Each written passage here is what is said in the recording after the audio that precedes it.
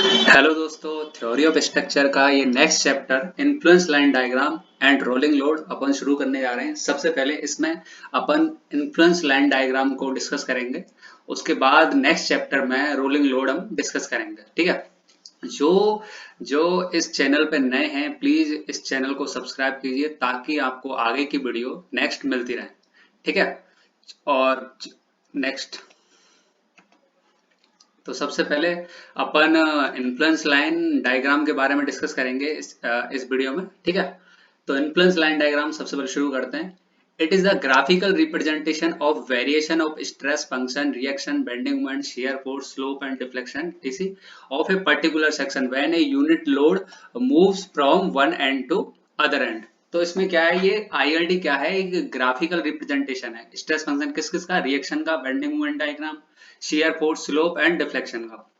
इसमें क्या करते हैं हर अब इसमें क्या करते हैं, इसमें ये होता है कि यूनिट लोड जो होता है अपना unit load one one unit है। ठीक है। तो ये लेफ्ट टू राइट या राइट टू लेफ्ट ये क्या है, मूव करता है एक एंड से अदर एंड। ठीक है। इससे क्या है, अपन क्या निकालते हैं कि हम पर्टिकुलर लोकेशन पे मैक्सिमम बेंडिंग मोमेंट बता सकते हैं, मैक्सिमम शियर फोर्स बता सकते हैं। इसका ये बेनिफिट है। ठीक है। ये अब सबसे पहले अपन एग्जांपल देखते हैं आईएलडी फॉर रिएक्शन का। सबसे पहले आरए निकालेंगे। अभी अपन जो जनरल यूज करते हैं फॉर्मूले उन्हीं का यूज करेंगे इसमें। जैसे सबसे पहले मुझे आईएलडी रिएक्शन का निकालना है, तो सबसे पहले मैं आरए की सबसे पहले क्या करूंगा, मैं रिएक्शन निकालूंगा आरए एंड आरबी। तो आरए बी पॉइंट पे हिंज, सिंपली सपोर्टेड बी में हिंज है तो मूवमेंट बी पे जीरो, तो RA into L minus one into L minus X. कैसे, RB into L one into L minus X तो equal to zero. तो RA reaction आ जाएगा इससे एल माइनस एक्स अपॉन में एल। ठीक है। तो ये क्या हो जाएगा, one minus X by l. ये क्या है, एक्स की आर ए की वैल्यू एक्स पे डिपेंड कर रही है, तो क्या लीनियर वेरिएशन आएगा। ठीक है। तो आर वी इक्वल्स टू क्या हो जाएगा, वन माइनस आर ए, तो एक्स बाई एल आ जाएगा। ये भी लीनियर वेरिएशन है। अब इसमें क्या करेंगे अपन, बाउंड्री कंडीशन अप्लाई करेंगे। सबसे पहले देखो, आर ए के लिए अपन बना रहे हैं सबसे पहले, तो बाउंड्री एक्स की वैल्यू ए पॉइंट पे क्या है, जीरो, तो x equal to zero at A point. तो आर ए की वैल्यू क्या हो जाएगी, आर ए का फॉर्मूला कौन, आर ए की वैल्यू क्या आई थी, one minus x y l. इसमें पुट कर देंगे x equal to zero divide by L, तो टोटल वैल्यू क्या हो जाएगी, वन। ठीक है। x इक्वल टू एल, अब सेकंड पॉइंट ए से बी पॉइंट पे, तो वैल्यू क्या हो जाएगी, x equal to l at B point पे, तो R A equal to one minus l by l, फॉर्मूले में रख देंगे तो वैल्यू जीरो। अब क्या हुआ, ए पॉइंट पे वैल्यू आ रही है वन और बी पॉइंट पे वैल्यू है जीरो, तो अपन डायग्राम ड्रॉ कर देंगे R A one and zero. तो वेरिएशन कैसा आएगा, लीनियर। ठीक है।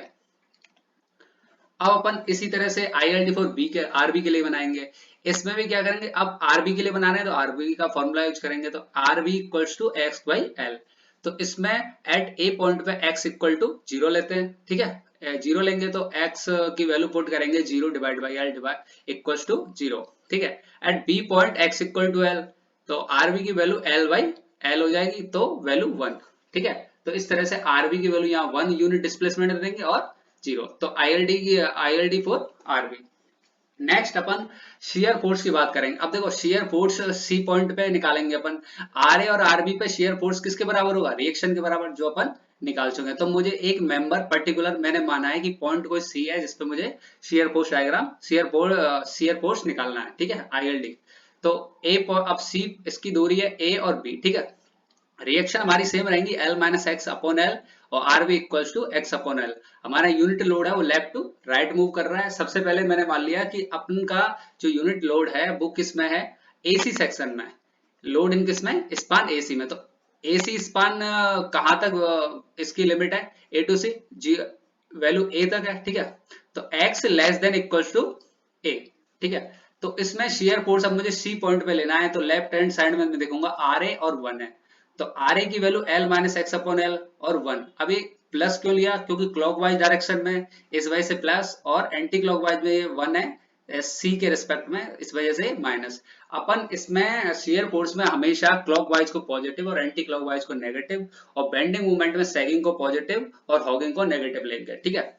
इसके अपोजिट अपोजिट हम कर सकते हैं या नहीं, ये तो किसी भी बुक ने अपोजिट नहीं ले रखा। तो सारी बुकों ने आईएलडी में जो साइन कन्वेंशन है वो क्या, शेयर फोर्स को क्लॉकवाइज पॉजिटिव और एंटी क्लॉकवाइज को नेगेटिव ले रखा है। ठीक है।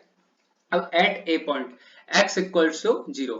ए पॉइंट पे अपन देखेंगे x इक्वल्स टू 0, तो शेयर फोर्स क्या हो जाएगा, x ये फाइनल वैल्यू जो शेयर फोर्स एट सी की आई थी माइनस के एक्स वाई एल, तो इसमें x equals to 0 to l put करेंगे तो 0। अब मुझे एट सी पॉइंट पे निकालना, तो सी पॉइंट पे वैल्यू क्या, x equal to a put करूंगा, तो शेयर फोर्स एट सी पे माइनस के a बाई एल। ठीक है, अब क्या करेंगे, load in span CV section में देखेंगे। तो सीवी सेक्शन में अब क्या हुआ, अपन का लोड जो है यूनिट लोड वो अब बीसी सेक्शन में सीवी सेक्शन में चला गया। तो अपन अब शेयर फोर्स एट सी पे लेफ्ट हैंड साइड में क्या बचा, केवल आर ए।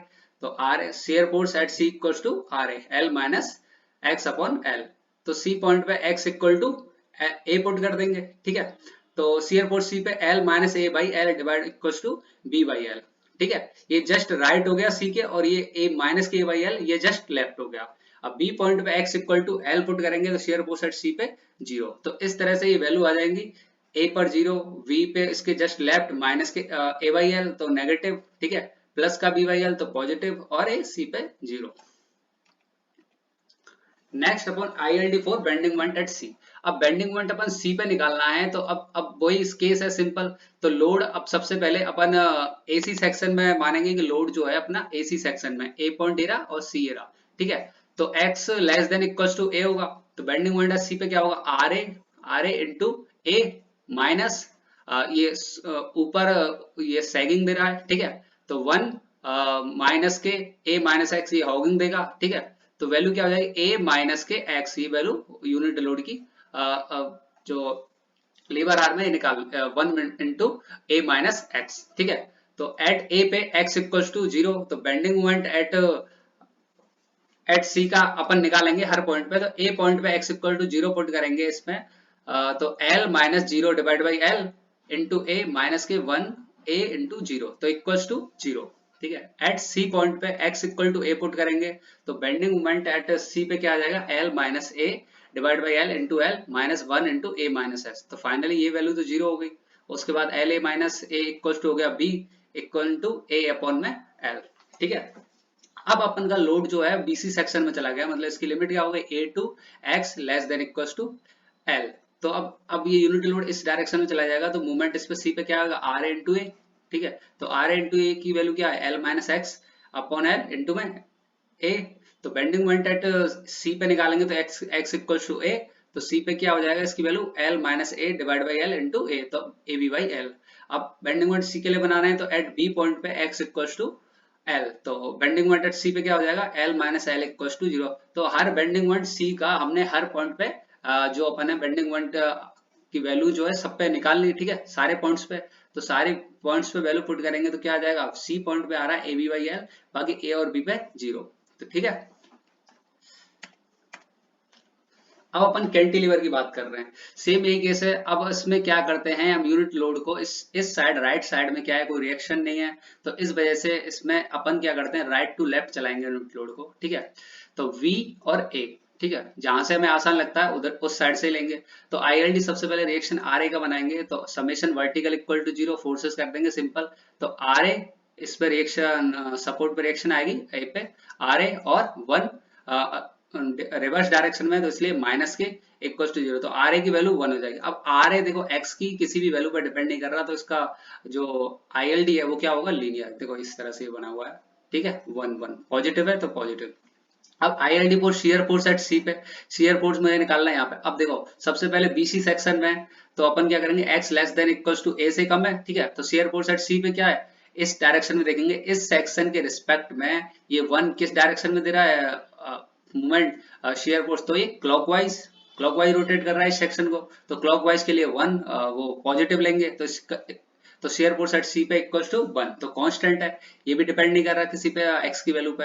अगर पोर्शन AC में चला जाए, AC में अगर अपन का यूनिट लोड आ जाए, तो उसमें क्या होगा, तो तो इसमें A जब चला जाएगा तो इस राइट साइड लेफ्ट साइड में, तो CB सेक्शन में कोई भी यूनिट डिस्प्लेसमेंट यूनिट लोड नहीं बचेगा। ठीक है, तो इसकी वजह से तो शेयर फोर्स की वैल्यू क्या हो जाएगी उस जगह 0, तो AC सेक्शन में 0 और CB सेक्शन में पॉजिटिव। ठीक है, 1।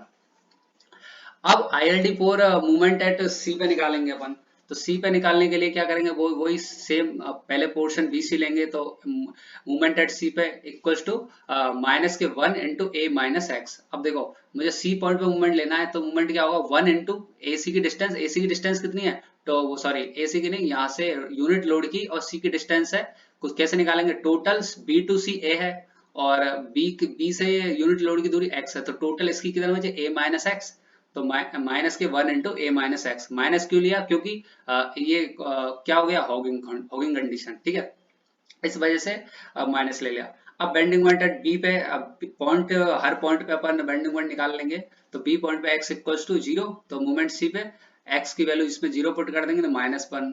इसी तरह से x इक्वल टू a, तो इसकी वैल्यू 0। तो इस तरह से अब पोर्शन अगर हमारे, अब यूनिट लोड अपन का कौन सा है, एसी सेक्शन में, एसी सेक्शन में, तो मोमेंट अब उस डायरेक्ट, अब सीबी में कोई लोड बचा नहीं, तो इसलिए तो मोमेंट की वैल्यू क्या हो जाएगी, कोई लोड नहीं है तो 0, तो ये पूरा कांस्टेंट रहेगा। तो इस वजह से अब इसमें देखो, अब इसमें लीनियर क्यों आ रहा है, क्योंकि इसका जो वेरिएशन है मोमेंट का वो x पे डिपेंड कर रहा है, ठीक है, लीनियर कंडीशन है, तो c पे तो 0 है और बी पॉइंट पे क्या है, वैल्यू a है, तो इस तरह से तो ये नेगेटिव है, इसलिए नेगेटिव साइन देके इसको बना दिया गया, ठीक है।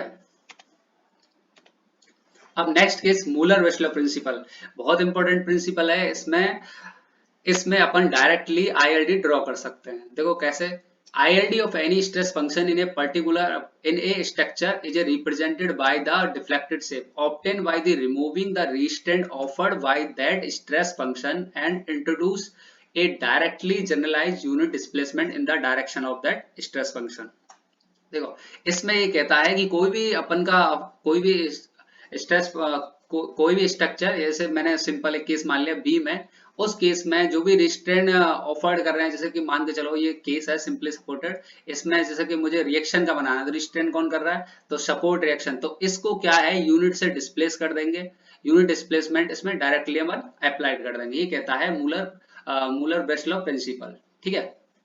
तो अब देखो इसमें सबसे पहले अपन आईएलडी बनाएंगे डायरेक्टली, सबसे पहले रिएक्शन का बनाते हैं। तो देखो इस केस आईएलडी में मूलर वेस्लॉव प्रिंसिपल से बनाना है, तो सबसे पहले आरए के लिए बनाएंगे, तो रिस्ट्रेन, अब रिएक्शन के लिए बनाना है तो रिएक्शन को रिस्ट्रेन करेंगे, तो सबसे पहले इसकी जगह ये रिस्ट्रेन है यहाँ से, तो इसकी इसमें क्या करेंगे, यूनिट डिस्प्लेसमेंट अपन अप्लाइड कर देंगे, तो यूनिट डिस्प्लेसमेंट कितना किसका हो गया, 1 का, तो 1 डायरेक्टली, और फिर डायरेक्टली इसको लाइन को मैच कर देंगे डायरेक्टली, ठीक है।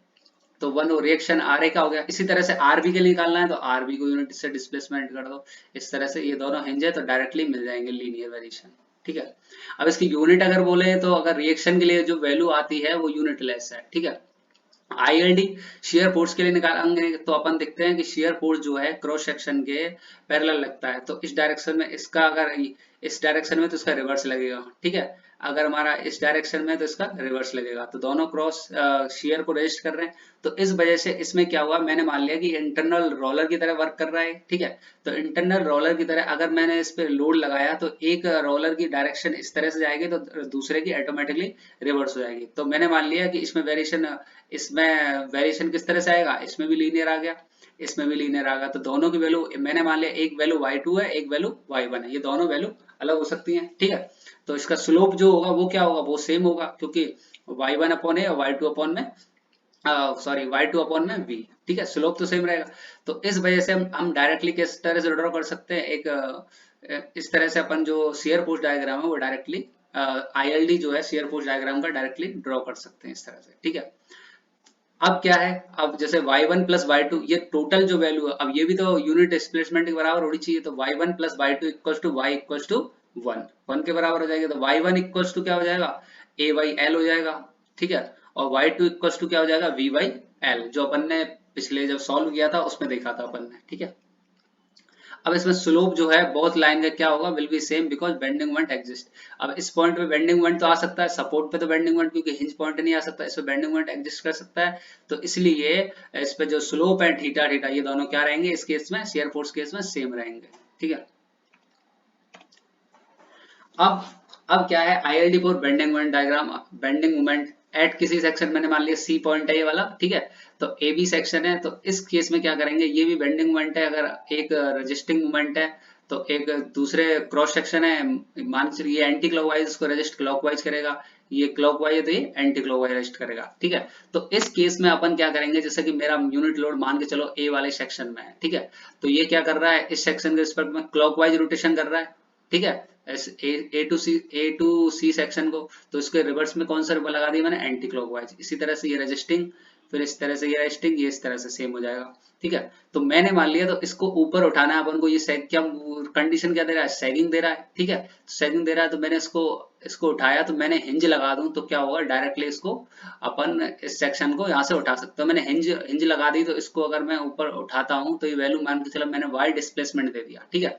तो ये वैल्यू क्या हो जाएगी यहाँ पे, ये वैल्यू मैक्सिमम वैल्यू क्या हो जाएगी वाई। तो स्लोप जो होगा वो थीटा वन थीटा टू क्या होंगे, दोनों जगह अलग अलग होंगे, क्योंकि ए वैल्यू अलग है बी अलग है।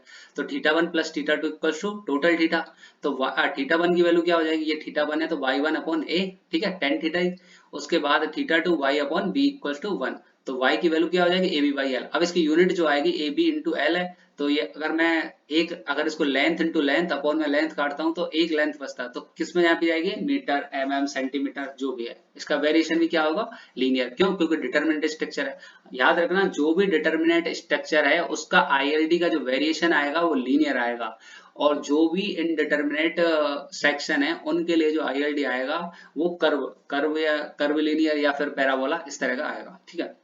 अब सबसे पहले मूलर विस्लो प्रिंसिपल से अपन ड्रॉ करेंगे ILD reaction R A, R B, shear force at C and bending moment at C, ठीक है। अब देखो इस केस में अपन ड्रॉ करेंगे, देखो अब देखो ये केस है सिंपल। अब मुझे सबसे पहले आर ए के लिए बनाना है, तो आर ए के लिए बनाना है तो मैं आर ए को क्या करूंगा, यूनिट डिस्प्लेसमेंट दे दूंगा, ठीक है। अब यूनिट डिस्प्लेसमेंट दूंगा, यहाँ वी पॉइंट जो है अपना, यहाँ ये तो अपना रिजिड है, ठीक है। एक तरह से तो ये तो रोटे वो यहाँ से हिलेगा नहीं, तो इस तरह से, सॉरी, ये जो डायग्राम है वो इस तरह से चला जाएगा, ठीक है, डायरेक्टली। और जब यहाँ बी पॉइंट पर रोटेट हो सकता है इस तरह से, तो इसको यहाँ से मिला देंगे, ठीक है।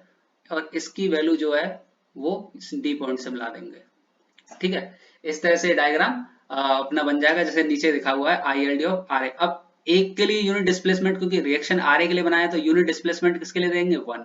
अब वन आर ए के लिए हो गया तो ये वैल्यू डायरेक्टली अपन ड्रॉ कर सकते हैं 1.2। कैसे, देखो 1/10 एक डिस्टेंस चलने पे वैल्यू है 10, ठीक है। और ई की वैल्यू है, तो ई पॉइंट मेरा कौन सा हो गया, ये वाला, ठीक है। तो इस पॉइंट पे ई की वैल्यू क्या होगी, ई बाई टू, टू डिस्टेंस पे चल रहे हैं अपन।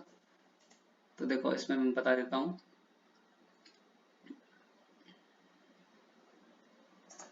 ठीक है। देखो 1/10 ये वैल्यू है जो है वर्टिकल 1, और डिवाइड बाय टोटल डिस्टेंस कितनी है इसकी 10, ठीक है। तो 1/10। इसी तरह से ये वैल्यू निकालनी है मुझे ई की, तो वैल्यू कितनी है, ये 2। तो इस तरह से हम सिमिलर ट्रायंगल से निकाल सकते हैं 2/10 इक्वल टू 0। तो हमें बस सिर्फ एक वैल्यू पता है 1, बाकी ये भी वैल्यू सेम निकाल सकते हैं। ये कितने पे 12 डिस्टेंस है, तो कितनी है एक्स मान के चलो, ठीक है। तो ये 1 के लिए 10, तो इस तरह से अपन वैल्यू निकाल सकते हैं। डी पॉइंट पे वैल्यू क्या है, तो डी की वैल्यू 1.2, इस तरह से अपन निकाल सकते हैं। इसको ऐसे मान सकते हो जैसे कि रेलवे प्लेटफॉर्म पे जब वो फाटक लगता है तो उसका एक पॉइंट, जैसे मान चलो बी पॉइंट है तो रोटेट होता है, तो यहाँ से जैसे मैं इसको डिस्प्लेसमेंट करता हूँ तो पूरा इस तरह से होगा। तो ये पूरा जो मेंबर है वो क्या है, एक ही मेंबर है, तो इस वजह से इसका रिएक्शन जो है आ रहा हो। थोड़ा डिफिकल्ट है लेकिन 2-4 क्वेश्चन करेंगे तो समझ जाओगे, ठीक है।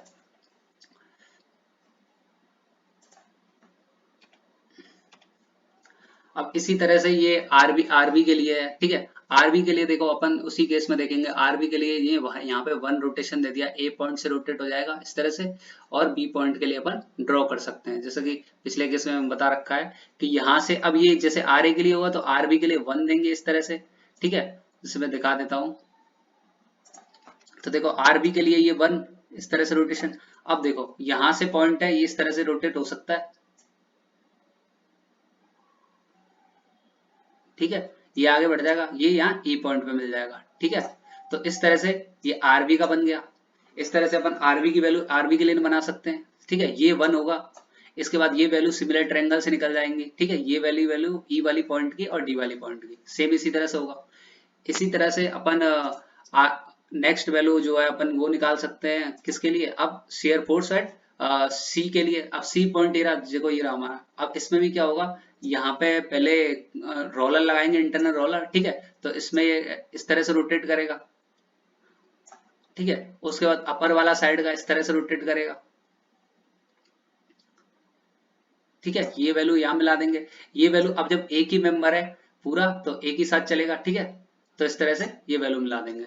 तो इस तरह से सी एयरपोर्ट्स एट पॉइंट सी का हो जाएगा डायरेक्टली। ठीक है, अब नेक्स्ट केस है अपना जो अपन लेंगे वो है बेंडिंग मोमेंट एट सी। इस पे मैंने बोला था कि सी पॉइंट पे अपन हिंज बना देंगे। हिंज बनाएंगे तो इसको रोटेट करके ऊपर ले जाएंगे, ठीक है। तो ये मेंबर भी उस तरह से जाएगा, तो पूरा मेंबर एक किस तरह जाएगा, मेंबर एक तरह से हिंज का मतलब है एक मैंने एक जॉइंट या पिच या बोल्ट से इसको कस दिया, ठीक है। तो यहाँ पे इस तरह से हो जाएगा और इस केस में इस तरह से वैल्यू हो जाएगी, ठीक है। तो यहाँ से अपन इस तरह से ड्रॉ कर सकते हैं किसका, बेंडिंग मोमेंट डायग्राम का। धीरे धीरे और भी क्वेश्चन करेंगे तो समझ आ जाएगा, अभी समझ नहीं आ रहा तो टेंशन ना लेना, ठीक है।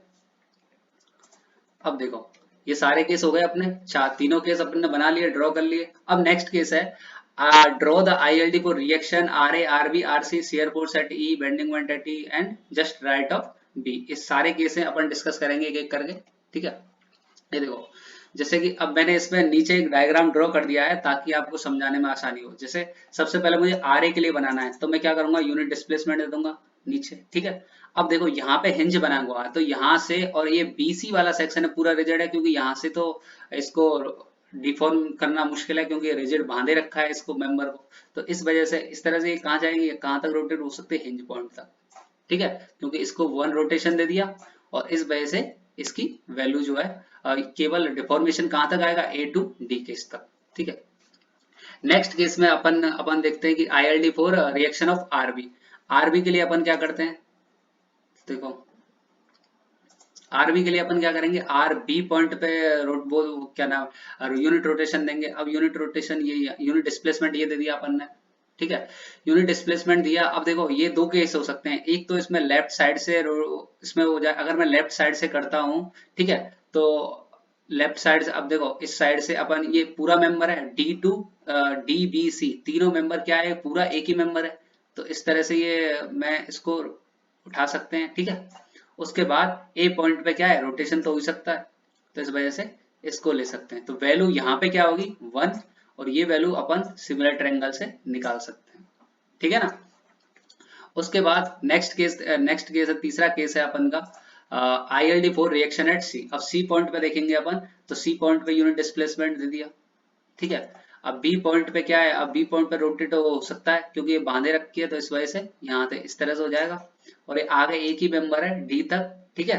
अब यहाँ के बाद क्या है, इसमें हिंज लगी हुई है, तो इस तरह से यहाँ से रोटेट होकर वैल्यू क्या आ जाएगी, इस तरह से हो जाएगी, ठीक है। एक वैल्यू यूं हो जाएगी, ठीक है, डायरेक्टली। अब इस तरह से ये आरसी का आईएलडी फॉर आरसी का अपन डायग्राम ऐसे ही निकाल लेंगे। ये वैल्यू 1 है अपन को पता है, सिमिलरली ये वैल्यू निकाल सकते हैं 0.4 सिमिलर ट्रायंगल से। अब shear force at E point पे निकालेंगे इस तरह से अपन,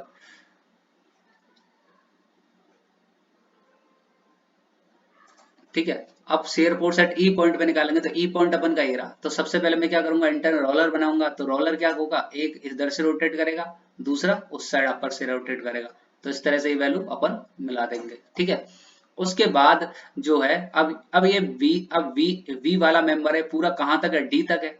अब D तक अपन लेंगे इसको, ठीक है, क्योंकि D तक वैल्यू जाएगी। उसके बाद A पॉइंट पे रोटेट हो सकता है, तो इस वजह से इसको इस तरह से मिला देंगे। तो ये shear force eight E point पे हो गया। नेक्स्ट केस में क्या करेंगे, इसी तरह से अपन इस तरह से अपन सारी जो वैल्यू हैं उन वैल्यूओं को अपन निकाल सकते हैं, ठीक है। नेक्स्ट केस में bending moment at E point पे बेंडिंग मोमेंट निकालेंगे। तो इस तरह से यूनिट डिस्प्लेसमेंट दिया, फिर इस तरह से यहाँ हो गया, क्योंकि हिंज लगाया अपन ने तो दोनों तरफ से रोटेट होगा, और हिंज लगाया तो दोनों तरफ से ये मेंबर मैंने दोनों उठा दिए, ठीक है। उसके बाद ये मेंबर पूरा है डी तक, क्योंकि एक ही मेंबर है, तो इस तरह से यहाँ जाएगा और इस तरह से यहाँ रोटेट हो जाएगा, ठीक है। ये मूलर विस्लर प्रिंसिपल से बेंडिंग मोमेंट इसका आ जाएगा। धीरे धीरे 2-3 केस और समझेंगे, उसमें पूरा एक क्लियर हो जाएगा, ठीक है। अब इसमें बेंडिंग मोमेंट इस केस में देखो, इस केस में क्या है, ऊपर वाला जस्ट राइट ऑफ बी है इसमें केस में, ठीक है। अब जस्ट राइट ऑफ बी में क्या करेंगे इस केस में, तो सबसे पहले देखो इस केस में क्या करेंगे, जस्ट राइट ऑफ बी में। अब यहाँ पे देखो मुझे क्या शियर फोर्स लगाना है, तो यहाँ पे मैं रोलर ड्रॉ करूंगा, ठीक है। अब इसी मुझे लगाना है तो राइट में, ठीक है। तो ये मेंबर पहले तो डाउन जाना चाहिए, तो इस जगह तो मेंबर ही नहीं है, तो कौन सा मेंबर होगा, ये पीछे चला जाएगा, इस तरह से मिल जाएगा। और राइट साइड में इस तरह से अब एक अपर उठना है तो इस तरह से जाएगा। अब ये वैल्यू जो है पूरी क्या हो जाएगी 1, तो जस्ट राइट ऑफ v की ये वैल्यू है जो अपन डायरेक्टली निकाल सकते हैं, ठीक है। तो ये केस हो गया, तो ये वही केस है, ठीक है। अब नेक्स्ट केस में इसमें बहुत सारे आईएलडी अपन बनाएंगे तो सारे समझाना पॉसिबल नहीं है, मैं दो चार उनको समझाने की कोशिश करता हूँ, ठीक है। जैसे आरए के लिए निकालना है, आरए के लिए तो इस केस में, ठीक है, आरए के लिए निकालना है तो आरए के लिए 1 यूनिट डिस्प्लेसमेंट देंगे, इस तरह से यहाँ उठ जाएगा। फिर क्या होगा, इस तरह से मिलेगा यहाँ पॉइंट पे। फिर यहाँ पे हिंज है इसलिए यहाँ पे मैक्सिमम ये वैल्यू जो पूरे मेंबर है ए टू ई मेंबर यहाँ तक रोटेट हो जाएगा। उसके बाद अगली हिंज नेक्स्ट इस पे मिल जाएगा, क्योंकि इसके बाद तो डिफॉर्मेशन पॉसिबल नहीं, क्योंकि दोनों बांधे रखी हैं इसको सी और डी बीम को। इसी प्रकार से आर ए ऑफ बी है, ई नहीं है, ठीक है। तो अपन क्या करेंगे, आर बी के लिए यूनिट रोटेशन, ठीक है, यूनिट डिस्प्लेसमेंट सॉरी, यहाँ यूनिट डिस्प्लेसमेंट देंगे, इस तरह से इसको मिला देंगे, आगे और बढ़ेगा क्योंकि एक ही मेंबर है ई मेंबर तक। उसके बाद हिंज है इसलिए यहाँ पे मिल जाएगा। इसी तरह से I L D for R C के लिए निकालेंगे तो आर सी रहा, आर सी के लिए 1 यूनिट रोटे डिस्प्लेसमेंट। फिर इस तरह से इसको मिलाएंगे यहाँ तक, कहाँ तक जाएगा, हिंज है यहाँ तक, उसके बाद अगली हिंज पे जाके मिल जाएगा, ठीक है। नेक्स्ट केस है इसी तरह से I L D four R D के लिए निकालेंगे तो आर डी के लिए वैल्यू इस तरह से डिस्प्लेसमेंट होगा, यहाँ पे फिर इस तरह से सी पे रोटेट होगा, क्योंकि एक ही मेंबर है डी टू एफ, तो इस तरह से मेंबर उसके बाद ही कहाँ पे मिलेगा, नेक्स्ट इंच पे। आगे डिफॉर्मेशन नहीं होगा क्योंकि ये रिजिड की तरह वर्क कर रहा है, ठीक है, ये मेंबर। उसके बाद क्या है, शेयर फोर्स एट ई पे जी पे देखेंगे अपन, शेयर फोर्स एट जी ये वाला पॉइंट है। तो सबसे पहले वही रोलर लगाएंगे, रोलर की वजह से इंटरनल रोलर की वजह से एक सेक्शन इस तरह से ए बाई एल और दूसरा इस तरह से बी बाई एल, तो यहाँ पे रोटेट होगा। तो बी पॉइंट कहाँ तक जाएगा, जहाँ हिंज है जब तक पॉइंट ना आ जाए, ठीक है। इसके बाद कहाँ मिल जाएगा, जी पॉइंट पे, इस तरह से देखो। आई एल डी फोर एच के लिए निकालेंगे, आई एल डी फोर एच के लिए अब देखो मैं इसको अगर इस पे यूनिट रोलर लगा देता हूँ तो यहाँ वैल्यू क्या हो जाएगी, डाउन जानी चाहिए, लेकिन डाउन नहीं जाएगी क्योंकि ये मेंबर जो है अब इसको क्या कर रखा है, बांधे रखा है। तो इस वजह से क्या होगा, जब लेफ्ट में नहीं होगा तो कौन सा ज्यादा हट जाएगा, राइट साइड में। अब राइट साइड में क्या है, ई भी हिंज है और यहाँ पे अपन एच है, तो पूरा सेक्शन एक ही कंबाइंड की तरह वर्क करेगा, ठीक है। टोटल एच और ई इस तरह से, और एच ई की कहाँ पे मिलेंगे, एफ पॉइंट पे। तो ये वैल्यू क्या होगी, एफ। इसको शेयर फोर्स एच पे भी यही बनेगा, और ILD for shear force just right of B, वो भी केस में इसी तरह से बनेगा, ठीक है। आईएलडी फोर आई के लिए बनाएंगे, आई के लिए क्या होगा इस केस में, अब इसमें वही रोलर लगाएंगे इस तरह से, तो ये डाउन चला जाएगा क्योंकि जा सकता है, क्योंकि यहाँ पे हिंज आ गए इसलिए रोटेट हो सकता है। उसके बाद राइट डाउन, फिर अपर साइड में जाएगा, ये हिंज पे मिल जाएगा, तो इसका डिफॉर्मेशन यहीं तक रहेगा। बाकी दोनों पॉइंट सी डी और ए बी क्या रिजिड की तरह वर्क कर रहे हैं। उसके बाद आई L D port share port set ई पॉइंट पे क्या करेंगे, ई पॉइंट पे ये वैल्यू अपन अपर ऊपर बढ़ा देंगे। ई पॉइंट देखो ये रहा, अब I L D port share port set ई पे, तो यहाँ पे अगर मैं डाउनवर्ड रोलर लगाता हूँ इसी जगह, तो ये डिफॉर्मेशन जो है ए बी ये तो उसको रोटेट होने नहीं देगा, तो कहाँ जाएगा इसका सेक्शन, राइट साइड में, क्योंकि राइट साइड में कहाँ तक मिल जाएगा, एफ तक, ठीक है। अब क्या कर रहा हूँ इस केस में, अब I L D of B point के जस्ट लेफ्ट, अब जस्ट लेफ्ट देखता हूँ तो इस केस में अब यहाँ तो रोटेट हो सकता है क्योंकि यहाँ पे मैं रोलर लगाऊंगा इसके जस्ट लेफ्ट में, तो यहाँ तो रोटेट हो सकता है। राइट साइड में रोटेट इस पॉइंट पे तो होगा नहीं, तो कहाँ जाएगा, नेक्स्ट केस में आगे, तो इसी सेक्शन पे क्या होगा, क्योंकि लेफ्ट के सेक्शन में, राइट सेक्शन में तो इसी पॉइंट पे घूम जाएगा यहाँ पर, क्यों, क्योंकि यहाँ हिंज है और ये यहाँ तक वैल्यू इस तरह से चली जाएगी, ठीक है। उसके बाद अपन क्या करेंगे, बेंडिंग मोमेंट एट जी पे निकालेंगे। जी पे निकालने के लिए वही इंटरनल हिंज लगा देंगे इस पॉइंट पे, तो इसको अपर उठा देंगे, ए पॉइंट से उठ जाएगा, बी पॉइंट से उठ जाएगा। अब ये पूरा मेंबर है बी टू, ये कहाँ तक मेंबर है, जब तक ई पॉइंट तक, क्योंकि ई पे हिंज है, यहाँ पे रुक जाएगा। उसके बाद रोटेट होकर कहाँ पे जाएगा, एफ तक, क्योंकि यहाँ तक हिंज है, उसके बाद रिजिड है। नेक्स्ट केस में आई L D four movement at I, I point पे क्या लगेंगे, इस पे भी हिंज लगा देंगे, तो इस पे हिंज लगा देंगे तो इसको अपर ले जाएंगे, तो वैल्यू क्या हो जाएगी, यहाँ से रोटेट हो सकते हैं, यहाँ से रोटेट हो सकते हैं, ए बी बाई एल जो भी वैल्यू है इसको निकाल लेंगे, ठीक है। उसके बाद बेंडिंग पॉइंट एट एच पे, एच पे भी हिंज लगा देंगे। अभी एक तरह से यहाँ पे अगर मैंने हिंज लगा दिया तो ये पूरा सेक्शन क्या है, एक कैंटिलीवर की तरह वर्क कर रहा है, ठीक है। तो एच पे हिंज लगा दूंगा तो ये भी हिंज होगा, यहाँ हिंज होगा, यहाँ होगा, तो ये क्या होगा, इसी जगह से रोट बेंड हो जाएगा, कहाँ तक जाएगा, ई पॉइंट, फिर एफ पॉइंट पे मिल जाएगा, ठीक है। उसके बाद बेंडिंग मोमेंट एम के लिए एम बी के लिए निकालेंगे, तो बी पॉइंट पे क्या होगा, इस पॉइंट पे बी लगा लेंगे, यहाँ पे बी पॉइंट पे हिंज लगाएंगे। हिंज लगाने के बाद क्या होगा, यहाँ से बी पॉइंट पे इस तरह से रोटेट होगा, क्योंकि इस साइड से बेंडिंग मोमेंट यहाँ से हिंज होगा, उसके बाद इस वैल्यू पे वैल्यू ई आएगी, क्योंकि यहाँ तक सेक्शन है, एक सेक्शन हो जाता है बी हिंज, उसके बाद ये एफ पॉइंट पे मिल जाएगा। इस तरह से केस है। नेक्स्ट केस है अब ILD for indeterminate structure. Indeterminate beam के लिए बात करेंगे। अब वो जो डिटरमिनेट सेक्शन है उनके लिए अपन ने बात कर ली। अब सेम अब हम डायरेक्टली इनको ड्रॉ करेंगे इनडिटरमिनेट बीम को, ठीक है, किससे, मूलर विस्लर प्रिंसिपल से। इनमें थोड़ा, अब मैंने बताया था कि इनडिटरमिनेट स्ट्रक्चर अपन इनडिटरमिनेसी से निकाल सकते हैं। इनडिटरमिनेसी का चैप्टर मैंने पहले डिस्कस कर चुका है। जो लेक्चर जिन्होंने नहीं देखा है वो लेक्चर जरूर एक बार देखें, उसके बाद आपको समझ आ जाएगा इनडिटरमिनेट बीम क्या है क्या नहीं है, ठीक है। अब इसमें मैंने बोला था कि इनडिटरमिनेट बीम के लिए बनाएंगे तो कर्व शेप आएगी, ठीक है। अब मैंने वही सेम केस, अब मैं V पे हिंज लगा देता हूं, तो V पे यूनिट डिस्प्लेसमेंट दिया इस तरह से। अब इस पे जो रोटेशन आएगा वो किस तरह से आएगा, कर्व आएगा। क्यों? क्योंकि इनडिटरमिनेट स्ट्रक्चर है, पूरा लीनियर वेरिएशन नहीं है, क्योंकि ये क्या है, फिक्स सपोर्ट है, इसको बांधे रखिए, इस वजह से इसका जो शेप है वो आर का क्या आ जाएगा, 2 degree. Same ILD of RB के लिए इस पॉइंट पे लगाएंगे, बी पॉइंट पे, तो यहाँ पे क्या होगा, इस तरह से इसका वेरिएशन आ जाएगा, ठीक है। ILD फॉर आर है। ऐसे मूवमेंट क्या करेंगे, ए पॉइंट पे निकालना, बी पॉइंट पे तो मूवमेंट जीरो होगा, तो यहाँ पे क्या होगा, रोटेशन एक 1 डिग्री रोटेशन दे देंगे, तो थीटा जो आएगा, तो यहाँ पे रोटेशन की वजह से इस तरह से इसका डायग्राम। ये जब हम सॉल्व करेंगे, एक क्वेश्चन इसका प्रॉपर अपन सॉल्व करेंगे, रोलिंग लोड जब पढ़ाएंगे, ठीक है, उसमें आपको समझ आ जाएगा एक किस तरह से इसको करना है, ठीक है। ये हो सके तो रोलिंग लोड नहीं, सॉरी, इसको जब मैं मूवमेंट डिस्ट्रीब्यूशन मेथड पढ़ाऊंगा उसमें इस चीज को डिस्कस किया जाएगा, ठीक है, क्योंकि वहीं से आपको आसानी से किस तरह से इसको करना है वहीं पे अच्छे से क्लियर होगा, ठीक है।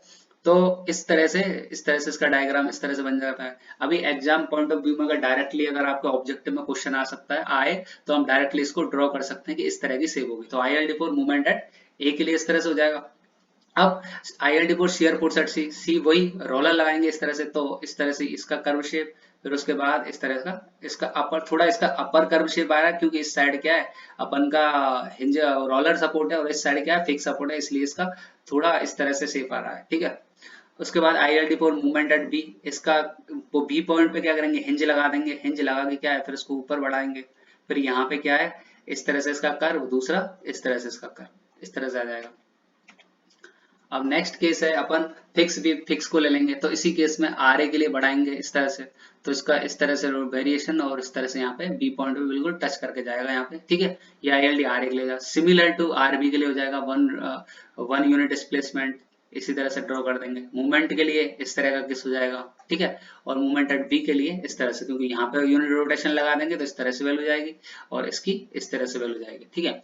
अब मूवमेंट एट सी पॉइंट पे, सी पे हिंज लगा देंगे, तो इसको ऊपर उठाएंगे तो ये वैल्यू क्या जाएगी, इस तरह से कर्व, सारे जो हैं ये कर्व हैं, ध्यान रखना, ठीक है, कर्व शेप में, ठीक है, 2 डिग्री, इस तरह से वैल्यू हो जाएगी। उसके बाद इसकी shear force at C point पे इंटरनल रोलर लगाएंगे, तो फिर लेफ्ट और एक राइट साइड में, ठीक है, इस तरह से वैल्यू चले जाएगी।